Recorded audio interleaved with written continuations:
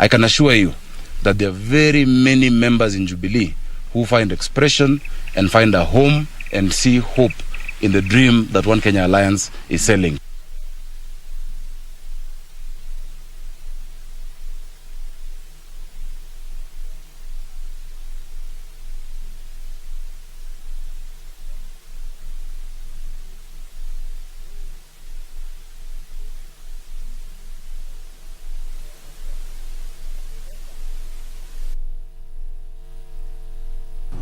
Well, there, Nick Salat there providing, a moment of humor there, saying Okoa instead of Oka Kenya. Indeed, as you said, we are working, or rather the journey has already begun towards the general election set for August 2022. We will be looking at, we are focused on Naivasha at the moment, and what decisions are going to be made down in Naivasha are most likely going to influence the turn that the political scene takes. We'll be keeping tabs on that. And still keeping up with matters, politics, and the ODM Democratic Movement leader Raila Odinga has begun hitting the road after unveiling what he termed as his 2022 roadmap to State House. Speaking while on a tour at Nakuru County, Raila, accompanied by dozens of leaders, including a number from the Jubilee party, urged Kenyans to unite, focus and help build a prosperous nation. ODM leader Raila Odinga was on Tuesday in Nakuru to launch his 2022 strategic plan dubbed Azimio la Umoja, saying his plan is aimed at uniting the country ahead of the 2022 general election. He must recommit to a leadership that continues with the spirit of good neighborliness and Pan-Africanism, not one that undermines it. Raila, in the company of a dozen of political leaders, said his mission is to unite Kenya and have the nation pull in one direction. Hii ndio taifa tunataka kujenga, lakini hiyo hatuwezi kujenga kama hakuna umoja. Hatutaki kuleta vita baina ya matajiri na mafukara. According to the ODM leader, his plans offer a table where Kenyans of diverse backgrounds can dialogue and embark on a systematic and transparent search for solutions as equal stakeholders. Mimi mwenyewe ni engineer. Mimi ni engineer. Kwa wale wengine wanabweka tu, lakini hiyo kubweka kwa sukudi ngurumo ya chura haizuii ng'ombe kunywa maji. Raila said a nation needs to be built where leaders exist to serve people with zero tolerance to corruption. Those who have been given opportunity to serve wananchi, because our government is there to serve you, instead of serving you, they enrich themselves. Dividing Mount Kenya in the guise of trying to convince them or cheat them that they will be in government, while we know very well it is not possible. And we must have the right policies. Roadside declaration and policies will not help this country. On the BBI appeal, the ODM leader said he was ready for any outcome. Timothy Kipnusu for Prime Edition. Still on matters politics, the Deputy President has dismissed the formation of political coalitions in the country ahead of the 2022 general elections. Ruto, who hosted religious leaders from THARAKA, NITHI County at his current residence in Nairobi, said the era of political groupings and endorsements are over, calling on leaders to decline the temptation of retreating to ethnic political alliances. With various political parties holding meetings to discuss possible coalitions ahead of the 2022 August general election, Deputy President William Ruto has dismissed formation of political coalitions in the country. It is in tribal parties that division and hate reside, and we all become losers, because once we are divided, our strength is reduced. The deputy president, who hosted faith leaders from THARAKA NITHI County at his current residence in Nairobi, said ethnic political alliances will be detrimental to the country's social fabric and development agenda. About 150 members of parliament decided that we will not buy the politics of division. We will not engage in ethnic parties. We will unite, form one strong national party that will unite all the people of Kenya. His sentiments coming as Chama cha Kazi party leader Moses Kuria, who is also Gatundu South Member of Parliament, Martha Karua of NARC Kenya, and Mwangi Kiunjuri of the Service Party met in Thika, Kiambu County and announced a strategy to reach out to leaders in other political formations. Our main agenda of the day is setting up 2 subcommittees. One, to deal with technical issues. One of them will set out the priority issues of concern for the mountain. The second subcommittee will be an outreach subcommittee leading up to Limuru 3. Tuna mtu wa kuambia tafadhali, na hatufichi ya kwamba tuko na nia na azimio la kuungana na kuunganisha watu wetu katika eneo hili letu. Another political alliance appears in the offing as National Assembly Speaker Justin Muturi, Makueni Governor Kivutha Kibwana, and former Secretary General of the United Nations Conference on Trade and Development Mukisa Kitui met in Nairobi to discuss the possibility of working together ahead of the next general election.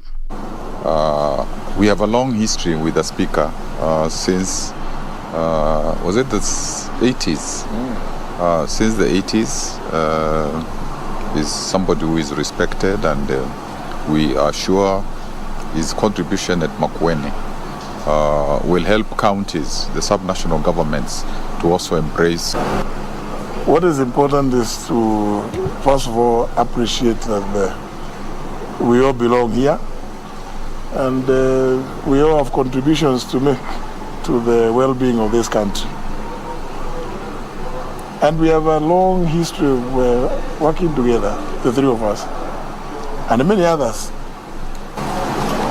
It doesn't mean that there's an alliance in the open, but it's an adult responsibility about public leaders that we can hear from each other our sense of what's happening in our country. That does not prevent or announce the formation of an alliance. Ben Chumba, Prime Minister. Now, away from matters politics, is that the government is raising concern over the low number of students submitting choices for university placement, blaming a section of schools for failing to submit the same on time. This emerged as that out of 10,437 secondary schools that were registered as Kenya Certificate of Secondary School Education Examination Centers in 2020, only 2,506 submitted their candidates. University choices, and meanwhile, 265,145 students will pursue degrees and technical as well vocational education and training courses in the 2021-2022 cycle under the government-sponsored program, according to the Kenya Universities and College Central Placement Service. Of the 265,145 students placed in universities and colleges, 137,072 will pursue TVET courses and 128,073 degree programs.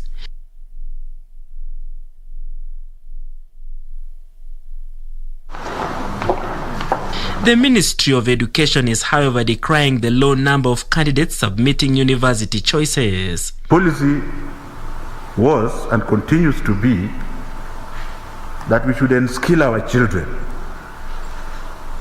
because we had gone to the side of certification, or you have gone to the university and you have a certificate, you have a degree, which is basically a worthless piece of paper. So I came to government when the president was saying and skill our children to make sure they can employ themselves and employ others. Education Cabinet Secretary Professor George Magoha noted that candidates who qualified for universities admission are increasingly embracing TVET courses despite having attained the required grades. I must be very proud to say that now the so-called C+ and above who everybody thinks will go to university, a sizable number of them, including those with A's and A- and B+, are choosing to go to technical colleges by choice. According to a study by the Ministry of Education, more students have enrolled in TVET as they seek technical skills to become innovators. This TVET thing, any government that wants to survive the turbulent waters of impatient youth must form a ministry that trains and equip young people with skills that are relevant in the market today. And what are our relevant skills? We are a developing country. Meanwhile, the Kenya Universities and Colleges Central Placement Service will conduct the inter-institution transfer process online between September 1st and September 30th this year. Students can verify the course applied for and college placement by sending their KCSE index number to 20842. Now off to stories making headlines in the counties as 2 rogue elephants caused a near stampede in Isiolo town yesterday morning, with businesses being closed as residents fled in fear of being attacked. Elsewhere, Manyara GK prison has released 16 inmates as part of the ongoing program to decongest prisons in the wake of COVID-19. Details of this and other stories from the county's news roundup. According to eyewitnesses, the Jumbos stormed into town at around 6:30 a.m. this morning. Pupils who were on their way to school and business people opening their shops scampered for safety. Wafanyikazi ya KWS wanafaa kuchukua hatua kwa sababu kitu kinasumbua. Juzi naye kuna mtoto ameuawa pale ya kambi Garba. Sasa unaona ni shida sasa kuingia town ni shida. And the Kenya Muslim National Advisory Council, KEMNAC, has in the meanwhile warned political leaders against political activism and propaganda on social media platforms for political mileage. The Muslim Advisory Council has urged leaders to follow the right channels to address issues other than causing tension ahead of the 2022 general elections. Ambapo mkuu wa mkoa alipopata kwamba shule imezuiwa, yeye aliintervene kutaka kusaidia kwa nini mazuia shule usijengwe kule na area MP na nimeendelewa. RC aliingilia kutaka kwa nini yule anazuia kujenga shule. Meanwhile, Mandera GK Prison has released 16 inmates as part of the ongoing program to decongest prisons in the wake of the COVID-19 pandemic. Those freed include 7 prisoners who are about to complete their jail terms and 9 others whose crimes are considered petty. Sahi tunashukuru prison. Tulikuwa tunangoja hii sheria kuanzia Mei mpaka sahi. Imetokea jana na leo tuko hapa kumrelease nyinyi. In Kiambu County, bar owners have expressed their displeasure over the ongoing COVID-19 related operation protocols, saying their businesses have been affected intensively. In fact, liquor traders have suffered more than any other industry in this republic. And in Busia County, national and county government have been urged to involve youths in activities that support agricultural production. We are the biggest majority part of the population, and so we just want young people to be excited about agriculture, to be excited about food security. And finally, the government through the Ministry of Youth, Social Services and Gender has embarked on a community-based approach to curb female genital mutilation in Kajiado County, with focus now shifting to cross-border FGM. Yes, so that by the time there is no more funding or no support, the change is with the people. Like we are here today and by evening we go. So what is the conversation that takes place in this village? From the counties to matters business, where Equity Group saw its net profit during the first 6 months of this year double to 14.4 billion shillings when compared to what the lender made during a similar period last year. The profit mainly driven by total interest income that increased 21.6% to 30.07 billion shillings and 22.3% reduction in total operating expenses to 19.3 billion shillings. Despite an increase in non-performing loans in the banking industry, Equity Group increased the net loans and advances during the first 6 months of this year to 332.8 billion shillings from 293.7 billion shillings during a similar period last year. This paid off for the lender that saw its total interest income increase to 30.07 billion shillings, up from 24.74 billion shillings a year ago, representing an increase of 21.6%. We kept the taps open and flowing because we have been able to build significant trust between us and the customers. On the other hand, the total operating expenses reduced from 19.33 billion shillings during the first 6 months of last year to 15.01 billion shillings. This represents a reduction of 22.33%. The key highlight in the operating expenses is the loan loss provision, which reduced 73.26% from 6.73 billion shillings to 1.8 billion shillings. The 19% increase in total operating income to 33.9 billion shillings and the 22.33% reduction in total operating expenses powered Equity Group to double its net profit to 14.4 billion shillings. Despite this, the stock of gross non-performing loans surged from 32.79 billion shillings to 43.83 billion shillings as at June this year, representing an increase of 33.65%.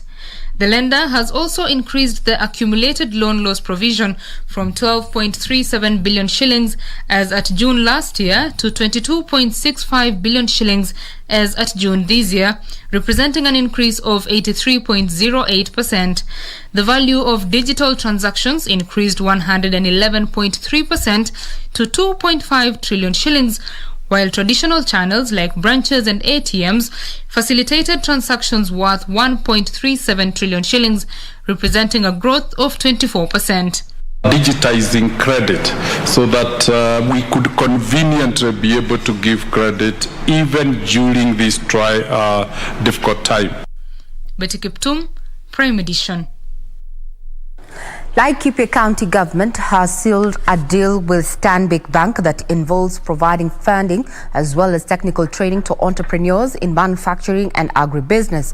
Area Governor Muriithi Nderitu says that the collaboration will help empower residents with digital skills.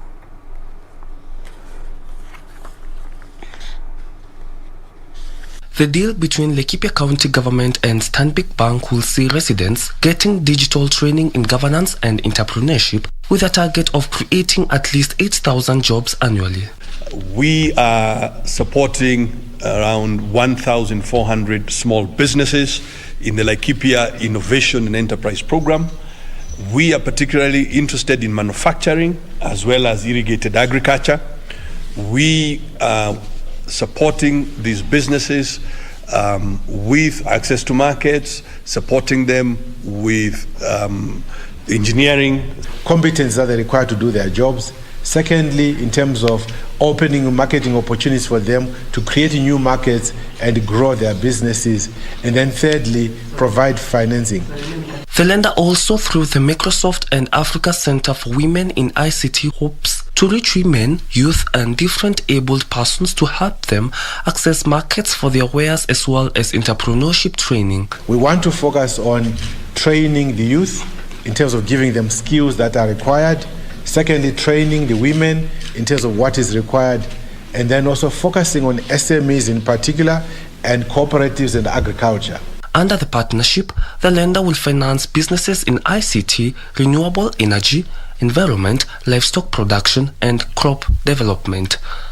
For Prime Edition, I'm Brian Munywoki.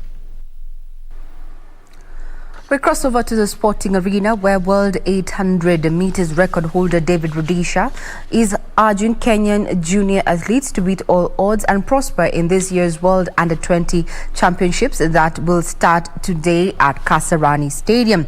Now, Kenya will be represented by 44 athletes in the global showpiece. It will be a do or die for the Kenyan team in this year's edition of the World Under-20 as the country brags of having a strong squad that will be competing at home soil.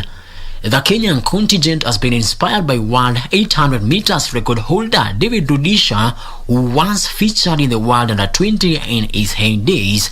Of these championships and his determination for Kenyan athletics to continue to prosper on the global scene, and that's important because the next 4 years are unprecedented years for our sport. It's the way, I guess, the calendar has come together under these difficult circumstances. I want to thank the government of the Republic of Kenya for giving us the trust to organize this and for giving us the support that we needed to organize this event so that you can all come here and enjoy as we continue. Athletic is about the passion.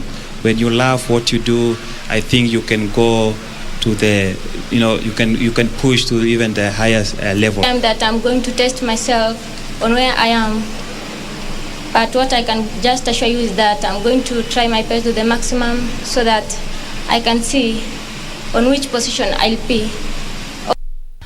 Kenya will be represented by 44 athletes in this year's edition that has attracted over 1,000 athletes from close to 119 nations. Frederick Mwoki for Prime Edition. The national soccer team, Harambee Stars, will report in camp next Tuesday ahead of their 2022 World Cup qualifying matches. Now, the Stars will begin their Qatar 2022 qualifying campaign at home against rivals Uganda before playing Rwanda and Mali, who are the other teams in Pool E.